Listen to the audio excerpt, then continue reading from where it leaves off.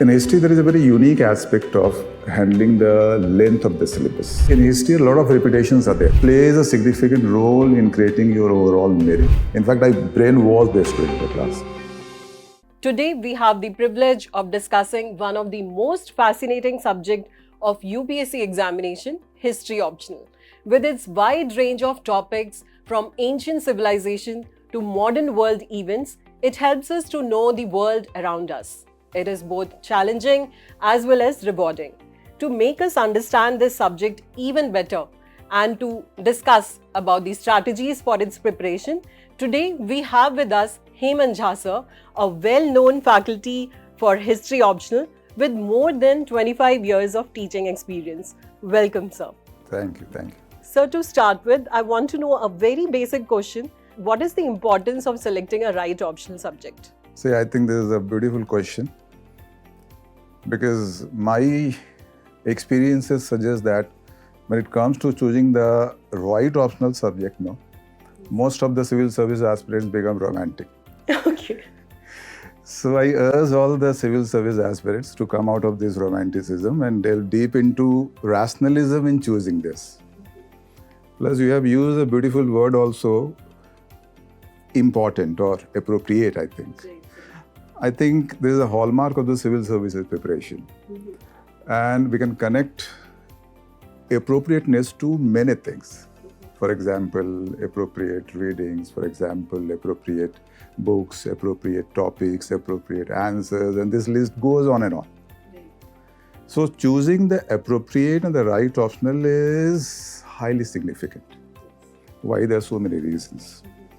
The first is that it plays a significant role in creating your overall merit. I should expand on this slightly.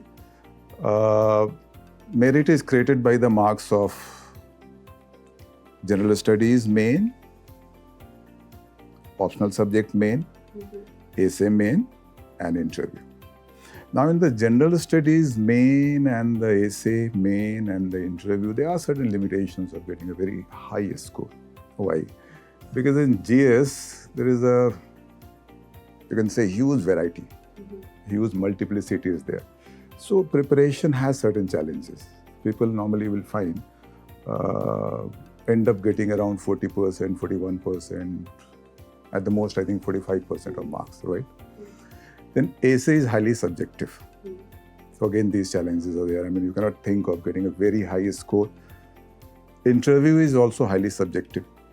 And the experiences suggest, like in interview, people, those who claim they have fared very well, they also end up getting very poor marks also. So a lot of variety in GS, then subjectivity in essays, subjectivity in interview. So in this context, we can understand the importance of optional subject because the optional subject syllabus is well defined and objectivity level is higher. So if one prepares well, one can attain even, I think, 60% plus marks. So this is the role it plays in the creation of the overall merit, one thing. Second thing is optional, if you choose the right optional subject, I mean, right here means the optional subject that helps you in preliminary exam, in main exam, this way I'm talking about. So there are certain optional subjects, for example, history also. From there, a sizable number of questions are there. For example, from history, there are about 20 questions. PT has, in recent times, I think, become a hard nut to crack. There are many people, they are very comfortable at writing the main examination, but they have been failing in PT for the last many years. Questions, pattern of the question has been undergoing a change. The change is tremendous, sometimes drastic. So those optional subjects from where a substantial number of question is there, that helps a lot. For example, history. So around 20 questions from history, and they're highly complex and intricate if you have history optional subject. So naturally, you would be in a better position to address them. There is one way this helps in the, you can say, the screening test, that is preliminary exam. Then optional subject helps in the main GS because certain optional subjects have a lot of overlap. So that helps there. Then there are certain optional subjects that help in even in essay writing and even in interview also. Particularly those optional subjects that creates awareness. For example, history. History, I would be defining as history of everything. History of political system, history of administration, history of society, history of economy, history of religion, history of culture, history of everything. The record of everything. So, and history of the whole world is there. So once you read history, you move around the whole world and you come to know all aspects of the human life. So this broadens your awareness, this broadens your knowledge. And then this helps you in a better essay writing. And interview is essentially what? Interview is personality test. And one dominant aspect of interview is awareness. So the optional subject that broadens your awareness, that plays a role. So this is the way I think choosing the right and the appropriate optional subject is very, very important. Yes. So generally we have seen that for the optional subject, the syllabus is very lengthy. So what about history? For history also the syllabus is very vast, or how is it? Here I will be presenting 2 points in my explanation. The first is this view that the syllabus of a particular optional subject is lengthy and a particular optional subject is short. This is erroneous, I think. This is not having any logic. But I don't want to explain this right now. Syllabus of every optional subject here is lengthy, comprehensive, vast. One is supposed to read so many things in every optional subject. But I'm not delving deep into this explanation. What I want to say about history is that in history there is a very unique aspect of handling the length of the syllabus. Coverage of about 60% of the syllabus is required. And many involved in this field are not aware of this. It's something like a top secret, you can say. Why? Because in history optional subject, only 3 kinds of issues occur as a question. First is primary issues, second is micro issues, and third is non-conventional, we can call it non-traditional, non-popular issues also. That's all. There are so many issues mentioned, so many things are mentioned, but only these issues occur as a question. So the aspirants are supposed to prepare only on these issues. Like for that, what is required is they should be awakened to this idea. I illustrate it slightly through 1-2 examples for the aspirants. Like one very popular section is there in history, in modern Indian history, that is Indian national movement. In Indian national movement, many leaders played a role.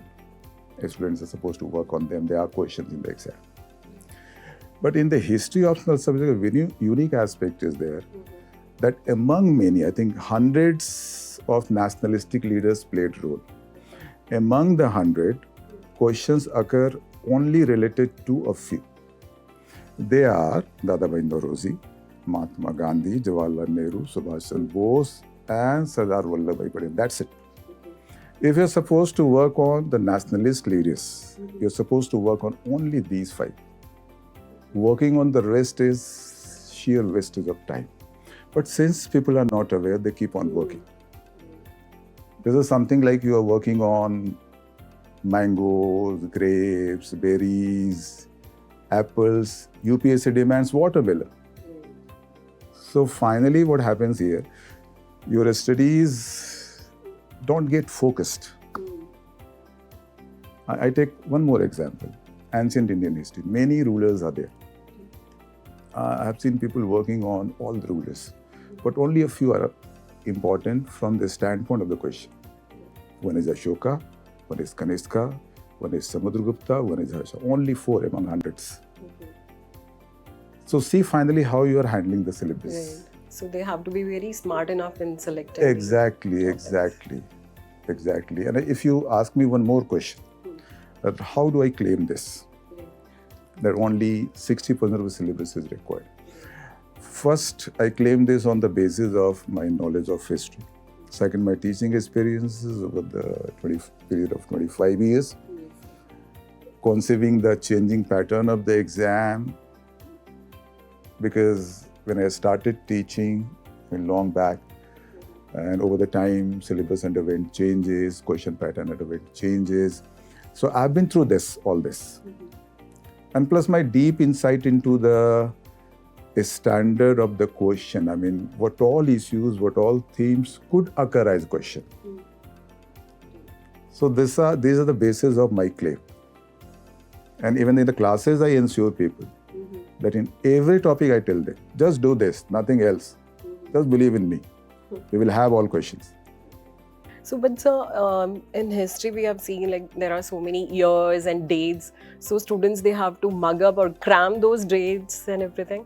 See here, I think the aspirants in fact carry their school days impression. Right. With school days, they used to memorize a lot of dates and years and all because such questions used to occur.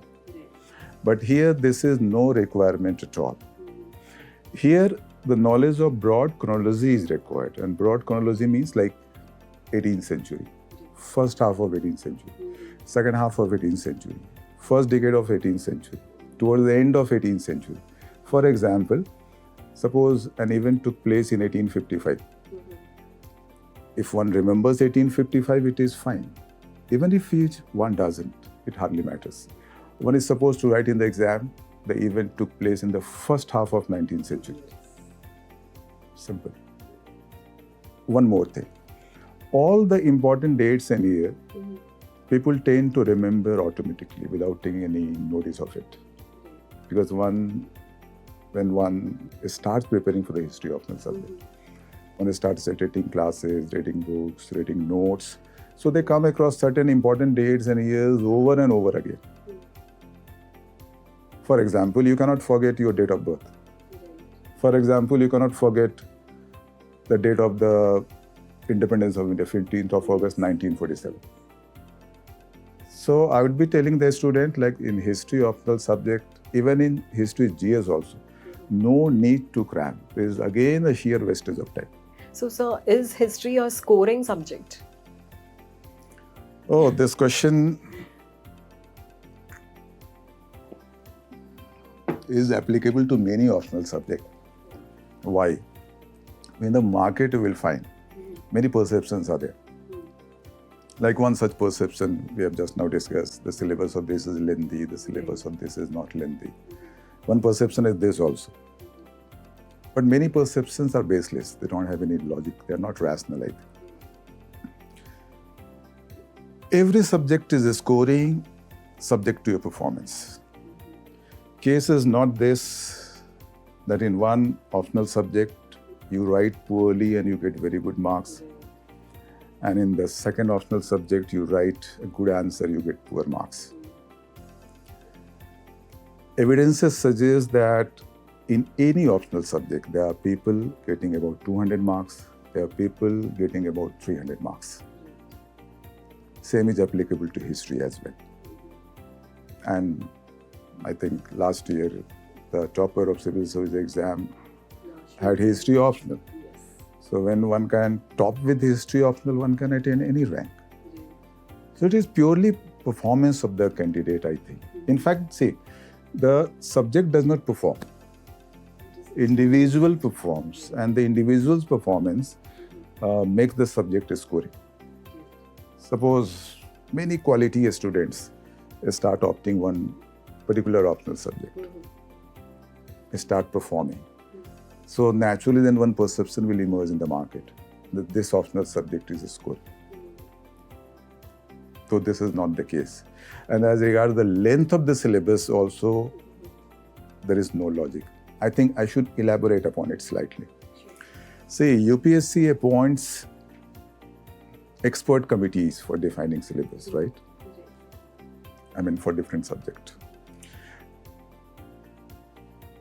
They have instructions from the UPSC that they should define the syllabus considering the standard of bachelor honors level and even to some extent master's level also, right? Accordingly, expert committees define the syllabus. and they incorporate everything of that standard. So the syllabus of every subject becomes lengthy, comprehensive. But apparently, the length appears different. Why? Because different committees follow different approach in defining the syllabus. For example, I take one example from history. Suppose Indian National Movement. I'm taking Indian National Movement as an example, is a very popular one. Everyone studies, even in JS. Indian National Movement. If you define the syllabus like this, Indian National Movement, that's all. From 1885 to 1947. So it occupies one line, space-wise. Second way to define, Indian National Movement, 1885-1947, comma, major trends, comma, Mahatma Gandhi, Jawaharlal Nehru, Dadabhai Naoroji, Bal Gangadhar Tilak, etc., comma, major movements, Swadeshi movement, non-cooperation movement, civil disobedience movement, quit India movement, comma. It becomes lengthy. Rather, it appears lengthy. In essence, both the things are the same. Even if Indian National Movement 1885-1947, just this is mentioned, you have to study all these things. But aspirants don't apply this kind of logic. They are swayed by seeing the space one syllabus covers and the units, how many units are there. It is completely illogical. And how I am telling this about UPSC? Because over the years, I have come to know so many things about the exam and the marking and so many other things through many people connected to UPSC, some being members also. Because I needed this in order to teach in effective manner in the class. And all these things I have done long back even. Right, sir. So that we are starting with our batch from 15th of June. Yes, 15th of June we are starting. Please tell us about our teaching approach, how the entire syllabus is covered, and what is the duration for the syllabus. Say 15th we are starting. And in every optional subject, I think about 250 hours to 300 hours needed. But in history, though people say it's lengthy, people say certain subjects are very lengthy, history, pol science, anthropology particularly. And I say every subject is lengthy, I have just explained this.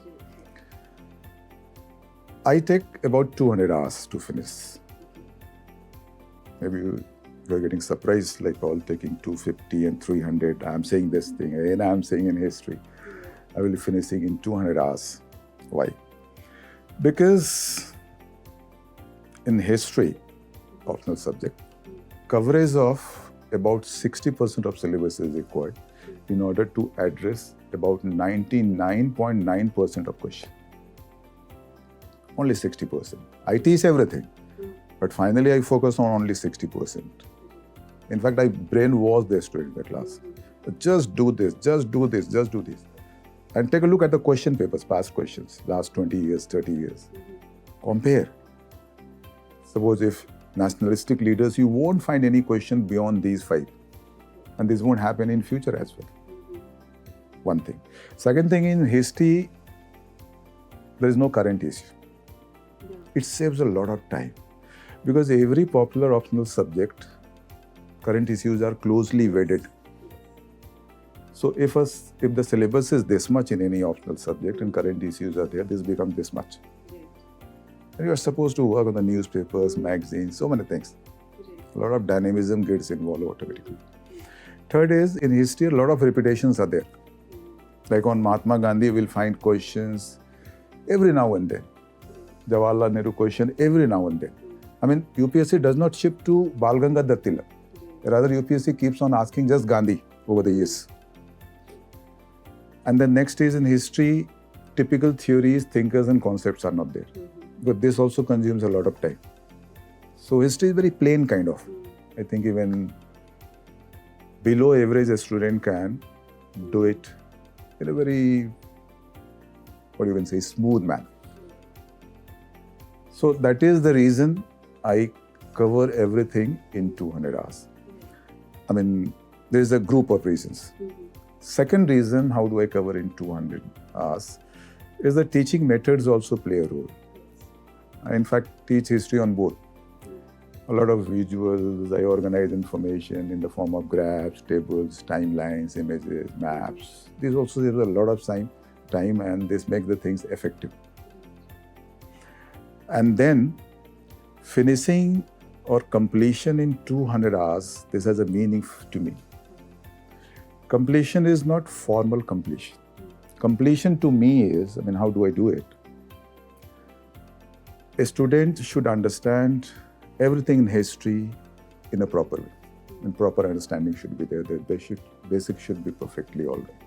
Terms, certain trends, timelines. Second, I ensure that the 60% part of the syllabus, from where all the almost questions are there, people should be awakened to this. So I create this awakening. Third is, I give them adequate content in the notes and handouts. And I tell them to study just 4 books. These 4 books are the same books what they study in GS history. These are very popular books. Ancient India by R.S. Sharma, Medieval India by Satish Chandra, Modern India by Bipin Chandra, and history and world history by this Anwarul Haq. These are 4 books the GS people also study in history. Same book I recommend. In fact, see, one thing I would like to tell here, that every civil services aspirant is preparing history optional subject without knowing it, and it's a smaller version. A lot of overlap is there. Every section in history optional subject is there in GS. Right? So, since they do all this in GS, so they have some basic ideas. That also plays a role. So, what I'm saying is that completion to me is just not a formal completion. Certain things I ensure. First is they understand everything. Second is they are awakened to the 60% part from where all questions are there. Third is they have adequate material with them. Fourth is they have all the relevant past year questions with them. Because repetitions are there, a lot of repetitions. Even no, you work on the past years, 30 years question very properly, you become very comfortable in your future examination. Next thing I ensure is that the answer writing part becomes perfect. How do I do it?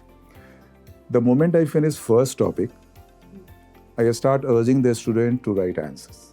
I give them all the ideas about how to write a beautiful answer. I give them model questions. I give them model issues, past year questions. In fact, I collect them, whatever is relevant, I give them.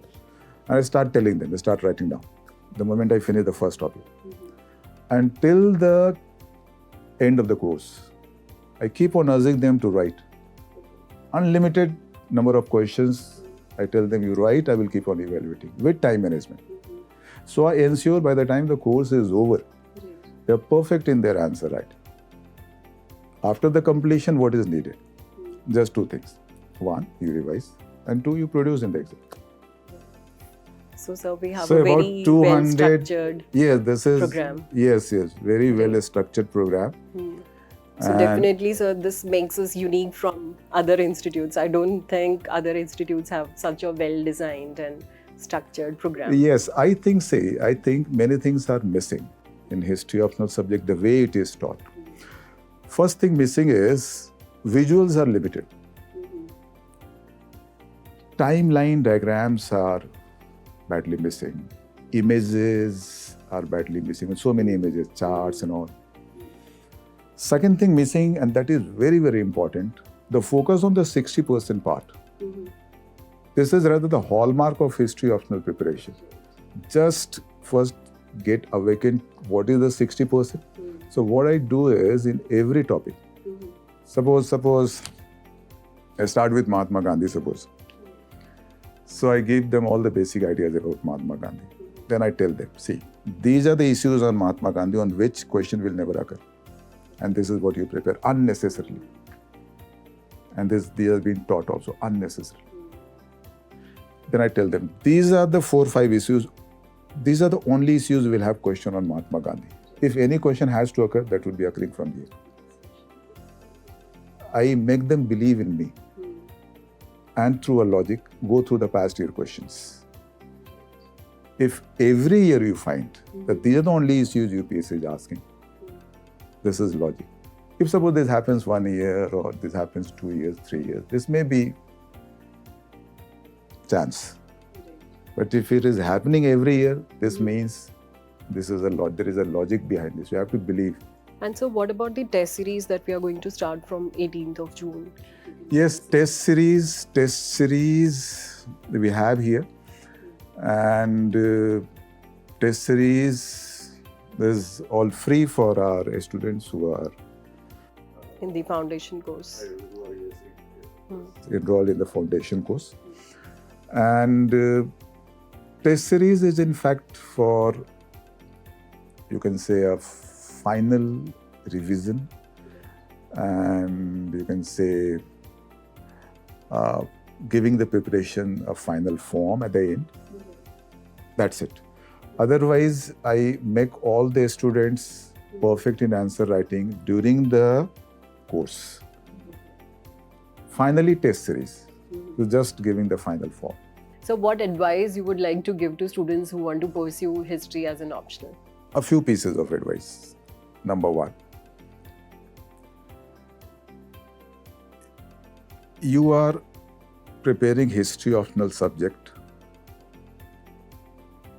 and this is not a new thing for you. You are doing this anyway in your GS history. First thing. They should understand this very properly. They should compare the syllabus of history optional subject and GS history. I can compare later if you'd be raising any question regarding this. First thing. So they should have this idea from belief that they are in fact doing history optional subject. And that is in fact just slightly elaborated version of GS history what they are doing. This way, they have confidence that they are not doing something new or an optional subject is new for them. Second thing, what I want to advise is that as early as possible, get awakened to the 60% part of the syllabus. What is that 60% part? From where 99.9% question occur. Because if you don't get awakened to that, then you are wasting your time and you're working on so many issues and themes. They're useless. They will never occur in the exam. There's so many things are there in history. Okay, second thing.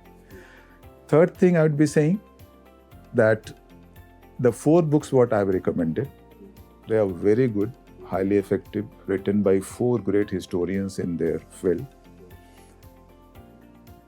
And that contain, I think, so many pieces of relevant information. They must go through these 4. And they are in fact, what are these 4 books? These are the past series NCERT books, 11th class. All these 4 books. That has already been done by them. They do in GS. And they have done maybe in their school days. Yes, the same thing they have to revise. And last thing I would be advising that go to the past year questions and connect it to the 60% part of the syllabus from where all questions are. And do a lot of writing, not after finishing the course, rather during the course or during the preparation. So 4 pieces of advices I think would help them. And here I think that part is very important, that you get awakened to 60% part of the syllabus from where all questions occur. And keep on writing answers from the very beginning. Yeah, answer writing practice is the must. But on that, answer writing, what is important is answer writing on what? Suppose if you are doing answer writing on Bal Gangadhar Tilak or S.N. Banerjee or Tej Bahadur Sapru, so this becomes relevant. Answer writing on Mahatma Gandhi, Jawaharlal Nehru. And even in the case of Mahatma Gandhi, Jawaharlal Nehru, not any issue. Not like Mahatma Gandhi's South African experiment. Not like the early life of Mahatma Gandhi. Not like Champaran Satyagraha of Mahatma Gandhi. Not like Kheda Satyagraha of Mahatma Gandhi. The other is certain specific, that is what I call primary issues, micro issues, and non-conventional issues, like Gandhian mystic, like throw light on Gandhian mystic, this kind of issue. Like Gandhian mass movement, its nature, character.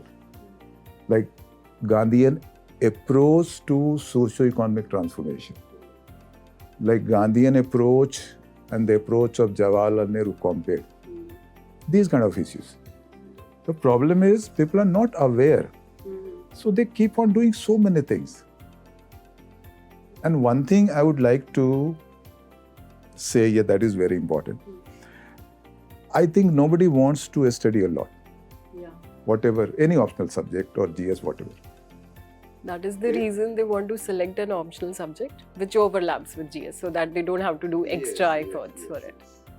So everyone wants to qualify. They given a chance, no GS, they're very happy. They given a chance, no optional, happier. They given a chance, no studies, just come and get selected, happiest. So when they are having this mindset and they have this notion, they believe in this. So in history optional subject, then knowing the 60% becomes very important. And then knowing Mahatma Gandhi, on Mahatma Gandhi, what issues become very important. On Jawaharlal Nehru, what issues become very important. Because everything if you keep on doing, you will take the whole of life, become suicidal rather. And what was the question you were asking in fact? Question was what? Last advice to students. Yes. So this is what I am saying, that they should get awakened to the 60% part of the syllabus. I've given certain examples, certain popular example, even micro example like Mahatma Gandhi, Jawaharlal, this way. And they should connect it to past year questions, study well, and write a lot of answers from the very beginning. It's not like they would prepare everything, they would finish everything, then they would join test series. No, it's too late. It is too late then. Answer writing is in fact what? You're going to develop it as an event. It's a process in fact. So gradually, you move towards excellence. Thank you so much, sir, for joining us today and giving us insights on history optional. And students, I think you might have definitely benefited out of it. And most of your queries must have been cleared by now. And still, if you have any queries, you may anytime get back to us, visit our website or speak to our academic counselor. Thank you so much. Thank you so much for conducting this wonderful session. Thank you, sir.